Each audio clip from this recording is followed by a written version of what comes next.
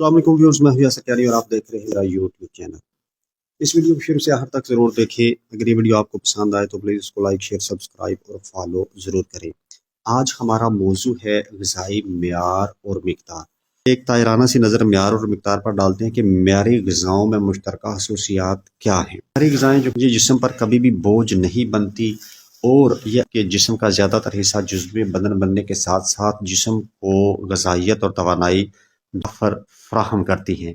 इससे निज़ामी निज़ाम सुकून रहता है, उसमें क़ुव्वत मुदाफ़त बढ़ जाती है और वो ज़्यादा डिस्टर्ब नहीं होता। तो मियारी ग़िज़ाएँ खाने से खून सालिया पैदा होता है, जिसकी वजह से चेहरे पर चमक दमक जो है वो वाज़िया नज़र आती है। मियारी ग़िज़ाएँ जो जिस्म में रिया वगैरह बहुत कम पैदा करती हैं, जिसकी वजह से इंसान जो है वो मेंटली और फिज़िकली बहुत कम डिस्टर्ब रहता है। मियारी ग़िज़ाएँ जिस्म में क़ुव्वत मुदाफ़त पैदा करने के साथ साथ काम करने की सलाहियत को बढ़ा देती हैं। इंसान अपने फिज़िकली और मेंटली तौर पर अपने आप को फिट महसूस करता है और वो थकावट बहुत कम महसूस करता है। बात करते हैं मिकदार के लिहाज से। मिकदार के लिहाज से जैसे कि बरसगीर पाक व हिंद में चावल बहुत ज़्यादा खाया जाता है। चावल आप अगर मैक्सिमम भी खा लें तो आप खुद महसूस करेंगे कि चावल खाने से जिस्म में कोई ज़्यादा क़ुव्वत या हरारत पैदा नहीं होती, बल्कि जिस्म में सुस्ती पैदा हो जाती है। तो इसके बरक्स अगर आप चंद टुकड़े गोश्त के या कतले जो है वो खा लें तो वो इसकी निस्बत कई घंटों तक आपको फिज़िकली और मेंटली तौर पर थकने नहीं देगी।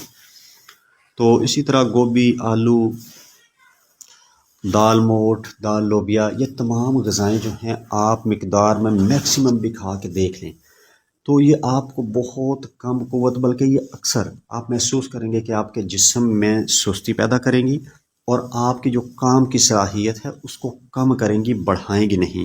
लेकिन इसी के बरक्स अगर आप मुट्ठी भर खजूरें खा लें तो वो तमाम दिन आपके जिस्मानी और मेंटली काम करने के लिए काफ़ी होंगी। तो जब भी ग़िज़ा का इंतखाब करें तो कोशिश करें कि ऐसी ग़िज़ाएँ खाएँ जो मियारी हों, जिनकी बहुत कम मिकदार जिस्म को बहुत ज़्यादा क़ुव्वत फराहम करे। तो इसमें सबसे ज़्यादा मियारी ग़िज़ाएँ जो हैं वो हैवानात से हासिल की जाती हैं, जिसमें दूध, देसी घी, गोश्त, शहद और अंडे हैं। ये ऐसी ग़िज़ाएँ हैं कि ये बहुत कम मिकदार में भी आपको बहुत ज़्यादा ताकत, क़ुव्वत, हरारत और आपकी क़ुव्वत मुदाफ़त को बढ़ाएंगी।